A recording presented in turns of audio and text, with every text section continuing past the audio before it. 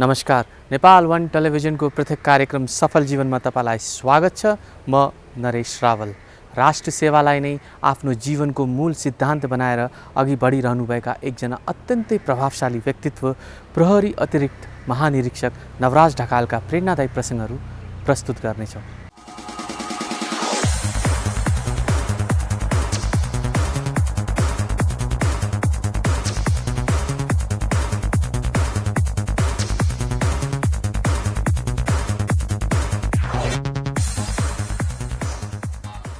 प्रहरी अतिरिक्त महानिरीक्षक नवराज ढकालले प्रहरी सङ्गठनभित्र आफूलाई कुशल, इमान्दार र कर्तव्यनिष्ठ प्रहरी अधिकारीका रूपमा स्थापित गर्नुभएको छ।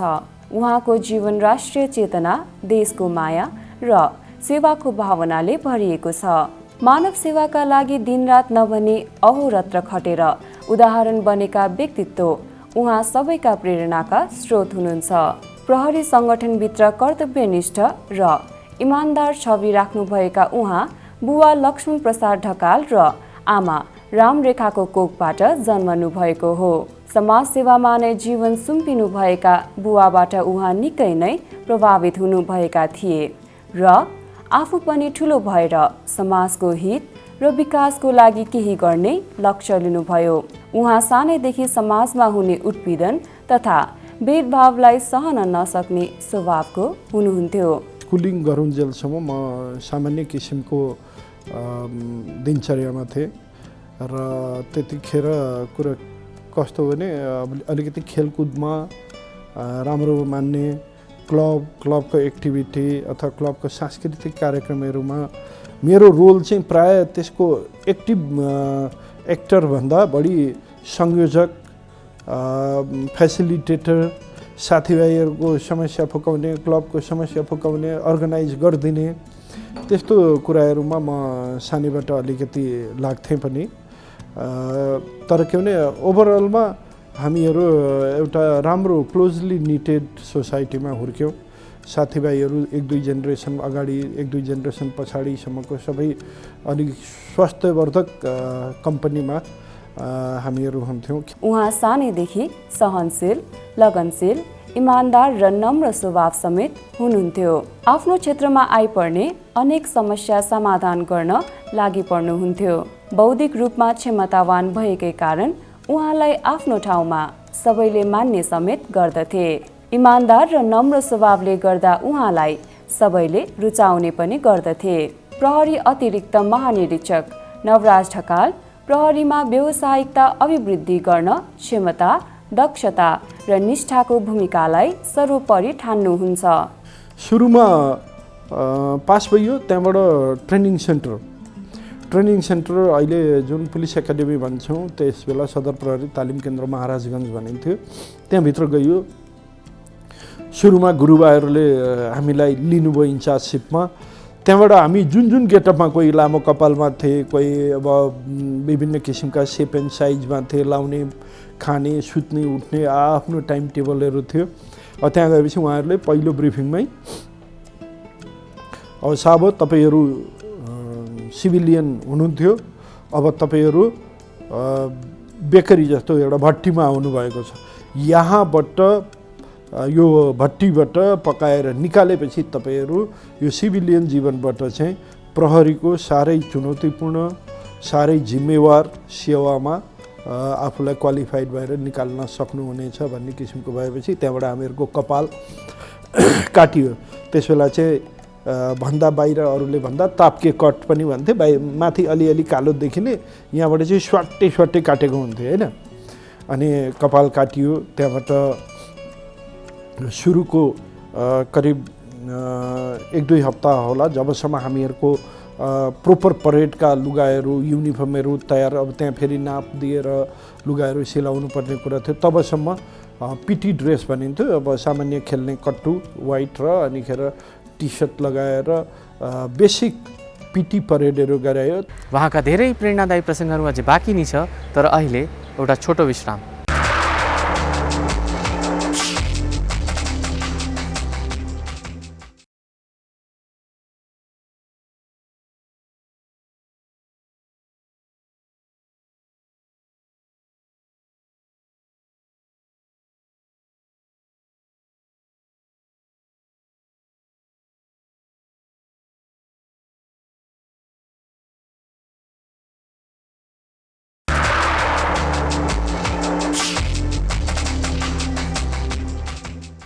विश्रामपछि स्वागत छ कार्यक्रम सफल जीवनमा। अब लागौँ उहाँका प्रेरणादायी प्रसङ्गहरूतर्फ।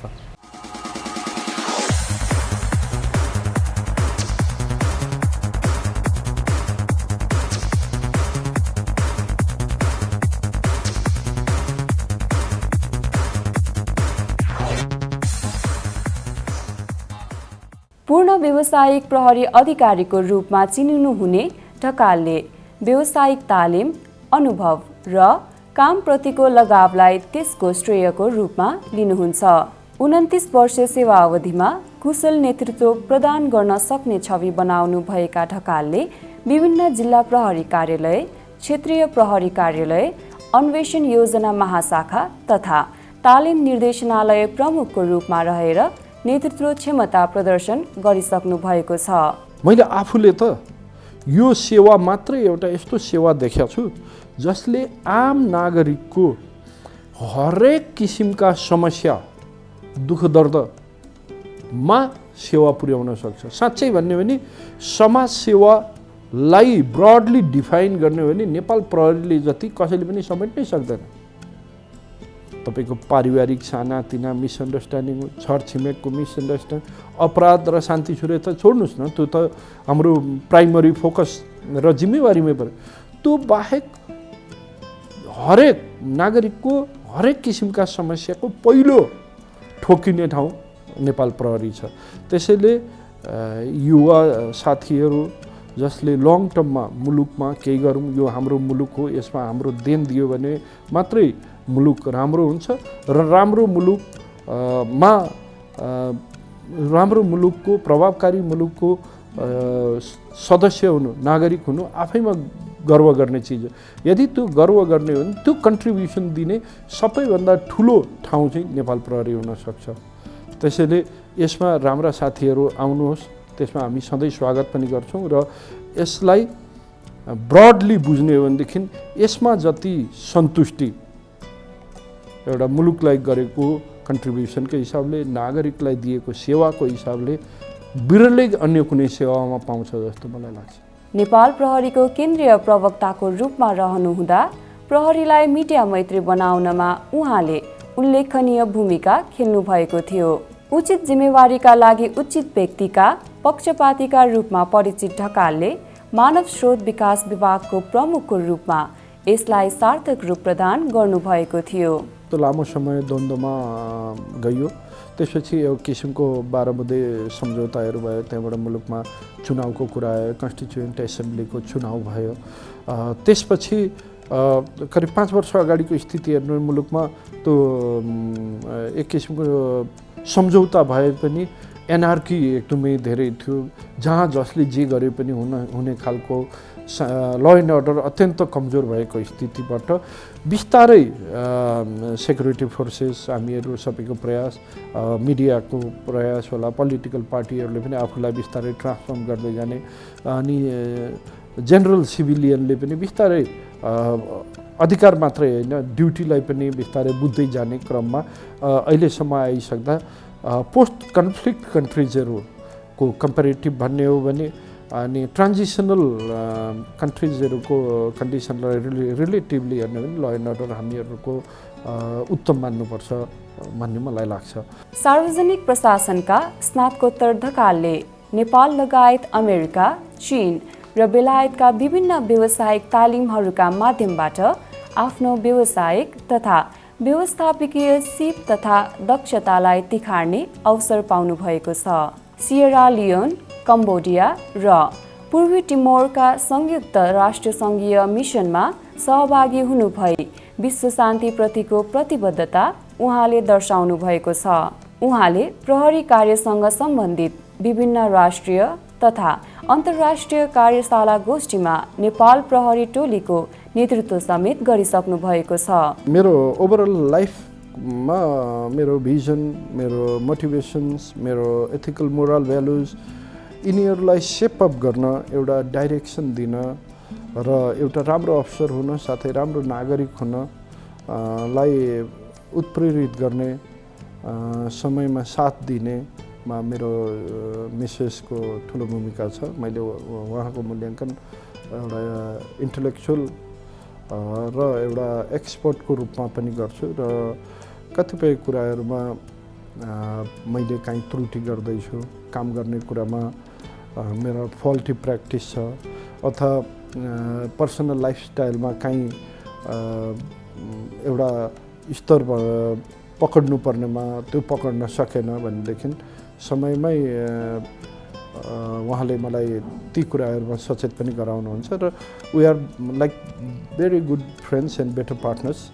अनि त्यो एउटा कन्ट्रिब्युसन चाहिँ मेरो उसमा ओभरअल मेरो प्यारेन्ट्स ले एउटा ग्रोइङ स्टेजमा गरेको कन्ट्रिब्युसन र मेरो प्रोफेसनल करियर र एउटा एडल्ट म्यानको हिसाबले मलाई सेपअप गर्नमा चाहिँ मेरो श्रीमतीको ठुलो रोल छ। उहाँका धेरै प्रेरणादायी प्रसङ्गहरू अझै बाँकी नै छ, तर अहिले एउटा छोटो विश्राम।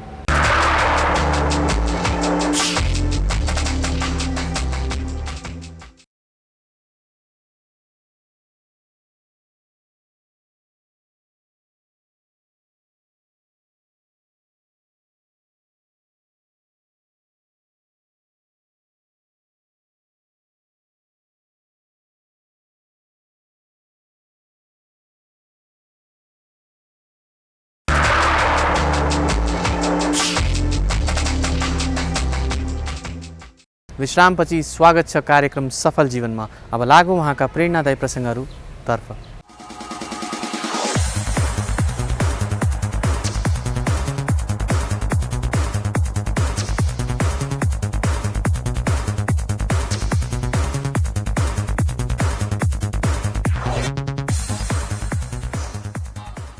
उपत्यकाको कानुन कार्यान्वयन नियमको प्रमुखको रूपमा उहाँ हालको जिम्मेवारीलाई चुनौतीपूर्ण रूपमा लिनुहुन्छ, तर विद्यमान चुनौतीलाई जनविश्वास अभिवृद्धि गरी टिमको रूपमा काम गरी उपत्यकाका नागरिकहरूलाई शान्ति सुरक्षाको प्रत्याभूति दिलाउन उहाँ प्रतिबद्ध हुनुहुन्छ। यसका लागि प्रहरीको आचरण व्यवहारमा सकारात्मक परिवर्तन ल्याउने, महिला तथा पीडित मैत्री प्रहरी सेवा दिलाउने, शीघ्र प्रहरी सेवा प्रत्याभूत गर्ने, अनुसन्धानलाई परिणाममुखी बनाउने लगायतका कार्यनीतिलाई अघि सार्नु भएको छ। म आफूलाई अलिक स्पष्ट वक्ताको रूपमा पनि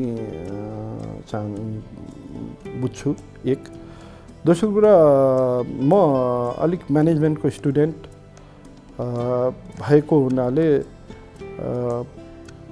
जुन पेसा सेवा अथवा जिम्मेवारीमा छु त्यसमा म्यानेजमेन्टको ब्रोडर कन्सेप्टहरू ल्याएर काम गर्नुपर्छ भन्ने उसमा विश्वास गर्छु त्यो कुरामा। तेस्रो कुरा, म चाहिँ के लाग्छ भने मुलुक अरूले बनाएर आफूले भोग गर्छु भन्ने चिज होइन, आफ्नो जिम्मेवारीमा सकेको इनपुट दियो भने र व्यक्तिगत हिसाबले कसैलाई फिङ्गर पोइन्टिङ गर्नुभन्दा पनि आफ्नो जिम्मेवारीबाट दिने डेलिभरीलाई प्रायोरिटी दिने भने मात्रै आफ्नो मकसद पनि पुरा हुन्छ र मुलुकको पनि कायाकल्प लङ टर्ममा गर्न सकिन्छ। नेपाली नागरिकलाई दिनुपर्ने सेवा र यो सङ्गठनलाई मैले दिनुपर्ने कन्ट्रिब्युसन जति सक्दो बढी दिन सक्छु त्यसको लागि म आफूलाई एभाइलेबल गर्छु भन्ने मेरो मनमा छ र म चाहिँ एउटा सन्तुष्ट नेपाली नागरिक, सन्तुष्ट प्रहरी अधिकृत को रूपमा आफूलाई देख्छु। दीर्घ राष्ट्र सेवा, मानव अधिकारको संरक्षण, सम्मान, सम्वर्धन तथा विश्व शान्तिको क्षेत्रमा पुर्याउनु भएको विशिष्ट योगदान स्वरूप उहाँ सुप्रवल जनसेवाश्री तृतीय, सुप्रसिद्ध गोर्खा दक्षिण बाहु चौथो, सार्क स्मृति पदक, संयुक्त राष्ट्र सङ्घीय पदक, परदेश सेवा पदक, दुर्गम सेवा पदक तथा प्रहरी सेवा पदकबाट सुशोभित हुनुहुन्छ। उहाँले अपराध अनुसन्धान, लागु औषध अनुसन्धान, निर्वाचन सम्बन्धी अनुशिक्षण, व्यवस्थापन प्रशिक्षण तालिम, सामान्य प्रहरी प्रशासन तालिम लगायत 3 दर्जन जति तालिम लिनुको साथै त्यसलाई राष्ट्र र जनताको हितको लागि कार्यान्वयन समेत गर्नुभएको छ। 1992 सालमा उहाँ रज्जु मल्ल ढकालसँग विवाह बन्धनमा बन्दिनुभयो र हाल एउटा छोरा राहुल ढकालको बुवा हुनुहुन्छ। असाध्यै डेडिकेटेड हुनुहुन्छ आफ्नो कामप्रति समाजप्रति भनेर त्यो कुरा चाहिँ अब सबै सर्वसाधारण र देशको लागि चाहिँ अत्यन्तै राम्रो कुरा हो। त्यो आफ्नो कस्टमा पनि अब देखिराख्नु भएको छ, सधैँ अफिसमै हुनुहुन्छ धेरै जसो र सधैँ दौडिराखेको, इभन घरमासम्म पनि एक खुन्जेलसम्म नि फोनमा हुनुहुन्छ अक्सर। त्यो देशको लागि चाहिँ राम्रो बानी हो। अनि त्यतिको बावजुद पनि फ्यामिलीको परिवारको कुराहरू, छोराको कुरा, आमाको कुरा भनेर उहाँले याद राख्नुहुन्छ कि याद राख्ने इन द सेन्स अब गाह्रो हुन्छ होला सम्झिन त, तर सबै क्यालेन्डर मार्क गरेर कति कुराहरू चाहिँ त्यो कुरा असाध्यै राम्रो छ उहाँको। सबैभन्दा असाध्यै दयालु हुनुहुन्छ, कसैलाई पनि आफूले सक्ने त्यो आफ्नो थ्रेसहोल्ड नागेर पनि उहाँले हेल्प गर्ने कोसिस गर्नुहुन्छ। उहाँ एकदम एउटा सबभन्दा पहिला आदर्श ह्युमन बिइङ हुनुहुन्छ, आदर्श छोरा, आदर्श बाउ र अन्तिममा आदर्श पति हुनुहुन्छ। यो ठाउँसम्म पुग्नको श्रेय आफ्नो आमा बुवाको साथै जीवनको प्रत्येक पाइलामा साथ दिनुभएकी श्रीमती रज्जु मल्ल ढकाललाई दिनुहुन्छ। उहाँले नेतृत्व सम्हालेपछि हरेक दिन जस्तै अपराधीहरू पक्राउ परिरहेका छन्। प्रहरी सङ्गठनभित्र एक इमान्दार, कर्तव्यनिष्ठ र स्वच्छ प्रहरी अधिकारीका रूपमा परिचित प्रहरी अतिरिक्त महानिरीक्षक नवराज ढकालको कार्यकाल प्रहरी सङ्गठनकै लागि नमुना बनोस्, हाम्रो शुभकामना। उहाँका प्रेरणादायी प्रसङ्गहरूले तपाईँको जीवनलाई सफल बनाउने प्रेरणा मिलिनेछ भन्ने आशाको साथ आजको कार्यक्रमको यहीँ अन्त्य गर्न चाहन्छु। कार्यक्रमको बारेमा कुनै सुझाव, सल्लाह अथवा जिज्ञासा छ भने लेखी पठाउनुहोला। हाम्रो इमेल एड्रेस हो safaljeevan@nepal1tv.net। अल्टिमेटली यो मुलुकको, यो नागरिक तपाईँ हामी सबैको, त्यसैले राम्रा कुराहरूमा यसको मनोबल बढाइदिन र कुनै इम्प्रुभ गर्नुपर्ने इस्युजहरू छन् भने त्यसमा हाम्रा वेबसाइट छन्, हाम्रा फेसबुक साइट छन्, हामीहरूका टोल फ्री नम्बर छन्। ती नम्बरहरूबाट सूचना दिएर, फिडब्याक दिएर हामीहरूलाई सचेत र सुसूचित र जानकारी गराइदिनु भएको खण्डमा आम नेपाली नागरिकले चाहे अनुरूपको र प्रतिस्पर्धी रूपमा भन्नुपर्दा हामी भन्दा पनि राम्रा मुलुकका प्रहरी सेवाहरू भन्दा पनि प्रभावकारी, विश्वसनीय, भरपर्दो सेवा दिन चाहिँ नेपाल प्रहरी सक्छ भन्ने कुरा आम दर्शकहरू बिचमा म राख्न चाहन्छु। हस् त आजको लागि यति नै। अर्को हप्ता आउने नै छु कुनै अर्को महत्त्वपूर्ण व्यक्तिका सफलताका कथाहरू लिएर। तपाईँ हेर्दै गर्नुहोला नेपाल 1 टेलिभिजन। नमस्कार।